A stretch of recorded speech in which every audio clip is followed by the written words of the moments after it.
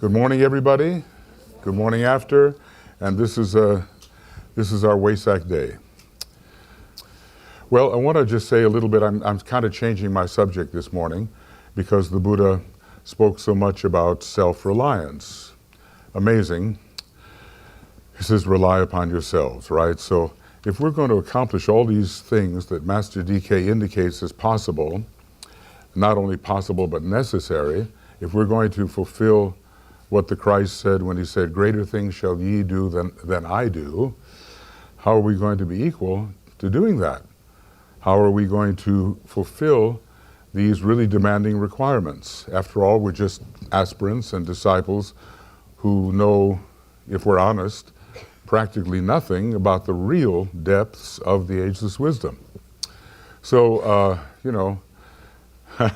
DK calls us microscopic man. I think that's somehow, gives you a sense of proportion. In his last sermon, the great Buddha gave us some sage advice. He's talking to his closest disciple, Ananda, which means bliss, right? Therefore, O Ananda, be ye lamps unto yourselves, rely upon yourselves, and do not rely upon external help. Hold fast to the truth as a lamp. Seek salvation in the truth alone. Look not for assistance to anyone besides yourselves. Well, that's pretty strong idea. So, we have received a great teaching through the first and second installments given by the Tibetan through Madame Blavatsky and Alice Bailey, and more is to come. Isn't that enough? And doesn't it contain everything we need? Well, it's great, of course, it is wonderful. And the Tibetan has told us that he's given us more than we can ever assimilate in any one incarnation. So we've got a lot, don't we? But let us somehow realize that no imparted teaching can reveal all to us. Let us realize somehow that the Antakarana for each one of us is unique. The path back to the center for each one of us is unique. And why is this? Because, the first stages of building the Antakarana are the same for everyone. But then difference begins to appear according to the soul ray and personality ray of the builder. And this is just the beginning of what makes each path unique. Whether that path is symbolically up or down or in or out, it's unique. And really we have uniqueness and non-uniqueness simultaneously. We have opposites simultaneously all the time. So what we really must continue to realize is that when we, as a jiva, set forth from our monadic home as an emanated monad in extension at the beginning of the eon, the inner nature and purpose of each one of us was unique. And thus the path of each one of us into increasing objectivity is unique. Now this uniqueness is going to entail responsibility of a unique kind on the part of every one of us as an emanation. Did I hear music? All right. Deep within every one of us is a pattern of energies which is indispensable. Now think about that word, indispensable. Deep within every one of us is a pattern of energies which is indispensable, and without which the fullness of the divine will, expressing as the divine purpose, cannot manifest itself. What a responsibility that is. I mean, to realize that we must one day express our true inner monadic nature, let me call it our hidden energetic name, in complete fullness, if the ever larger beings of which we are a part are to succeed in fully expressing their nature. In other words, we little apparent nothings have a great responsibility to the beings which include us if they are ever to express their true nature. So just think for a moment about your indispensability. It's not a question of pride or any kind of inflation. It's just a fact that you are carrying something that is inherent in the universal purpose. Indispensability, you know, I mean, I often say to people, well, if you want to know how much you'll be missed, put your finger in a glass of water and then quickly remove it and see what hole remains. You know, as personalities, we are expendable because as personalities, we are only expressing approximations of our true inner name.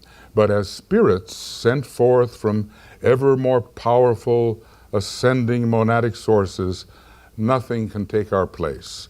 And what a responsibility it is to enact that inner pattern which is indispensable to the whole. So, you know, like I say, when you have these kinds of thoughts, and you know, a lot of beginners maybe have these kind of thoughts too, it produces inflation, it produces pride.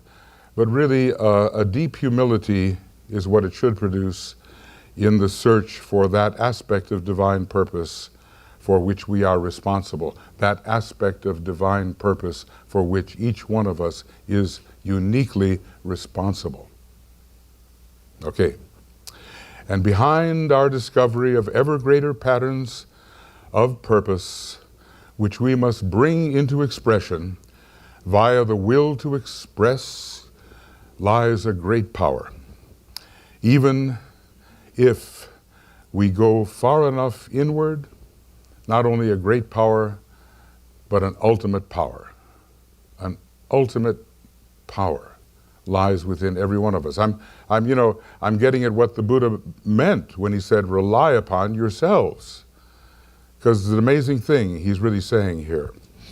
As a tiny human being, you know, microscopic man, we can't even suspect that this is true.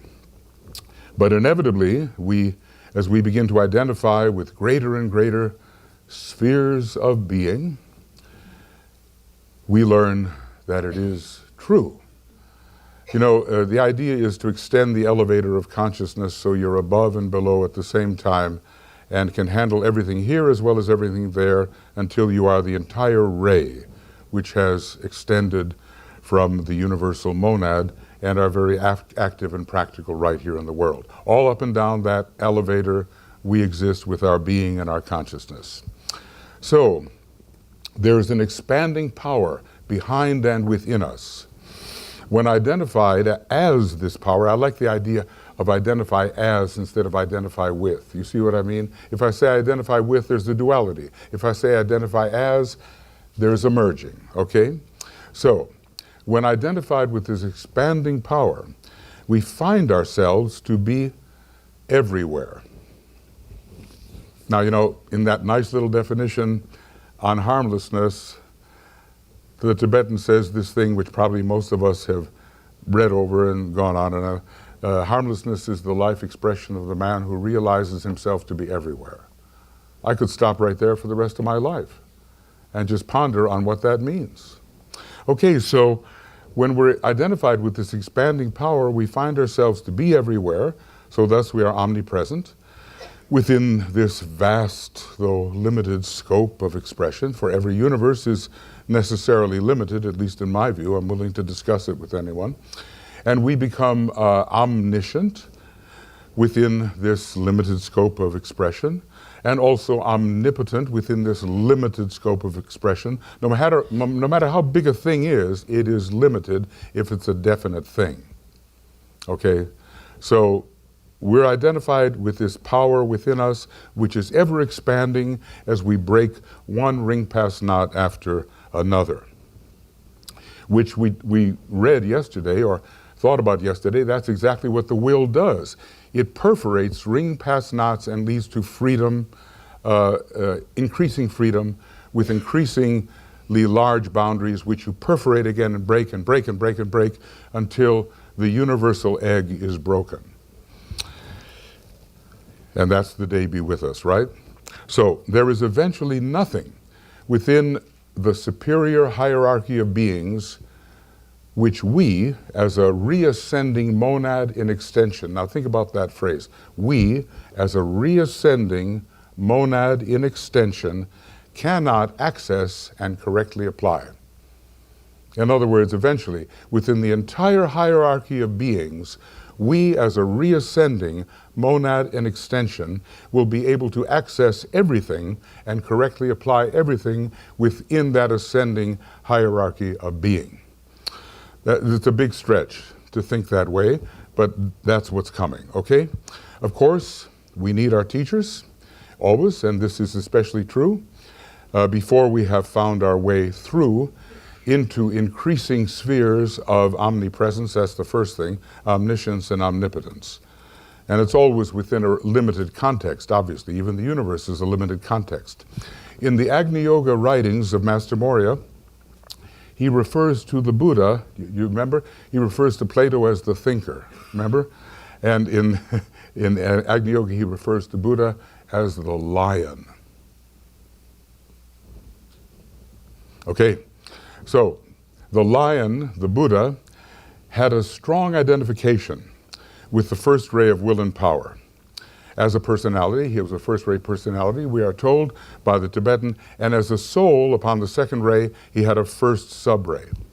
And who knows what lies beyond that. He's in Shambhala now, so the first ray is very powerful. He taught the Buddha, you know, I'm not a Buddhist, okay, but maybe I know enough about it to say a few things. He taught that we are adequate to solve our own existential problems, and that we must have the confidence to do so, okay? We are adequate, and we must have the confidence.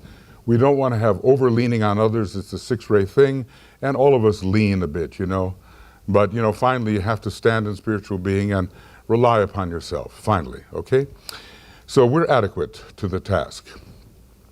What is important to realize is that we exist and are potentially conscious at every level of this emanative path, which as monads we have taken and along the way which we are returning. I mean, there's continuity of consciousness along the entire monadic path of the monad in extension. And it's you know, we're not just encapsulated here, we are multidimensionally conscious, but it doesn't get through to our little selves here in this personality limitation. The self, now this is that rely upon yourselves, right? The self which we are relying upon, convinced that we must not seek assistance otherwhere and otherwise, is not the personal self, though we have to, you know, have a good personal self to get something done. It's not the personal self and its personal will. And before long, it's not even the soul self and its transpersonal will, though at the moment that's a good point of reliance. But really, as we extend our development as a human being, it's a great triadal self and monad, and their great impersonal will. That's what we're relying upon. And when we rely upon them, are we relying upon something else? No, it's us. It's the higher nature, it's our own higher nature. So that is the self-reliance that we are trying to achieve, and that's just the beginning. Just the beginning on this endless way which begins with nirvana. In retracing the steps along which we have descended in eons past, we shall discover ever more powerful spheres of self, ever more powerful spheres of selfhood, animated by ever enlarging spheres of being within the one universal being, until we realize that we actually are the one being from which we departed emanatively without departing. As I said, you know, last night, the flame, right? We departed without departing, right? Without departing from our high place at all.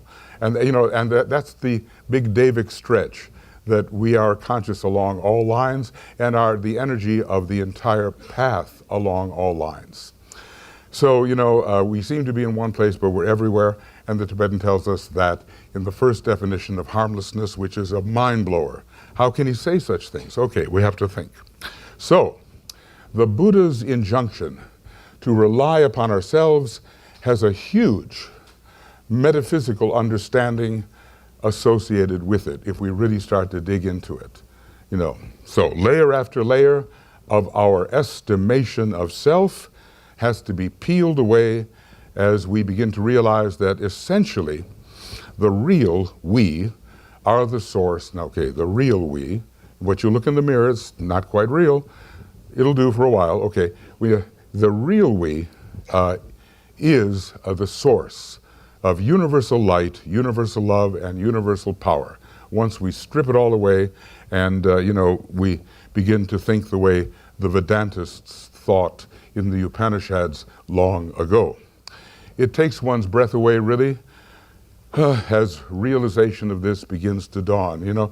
Everything starts to look a lot stranger than we thought it did. Of course, right, stranger than fiction, okay? Of course, these realizations cannot be expected to occur in this Mahamaya overnight. It's not an overnight thing. We have to begin where we are, relying upon ourselves, okay, as soul-infused personalities, as souls, then eventually identified as the spiritual triad, and then as a unit of pure being, the monad. But even that is but the beginning of the endless way.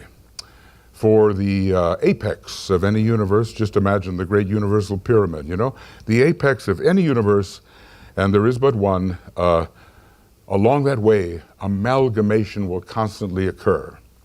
I mean, what if, what's a planetary logos made of?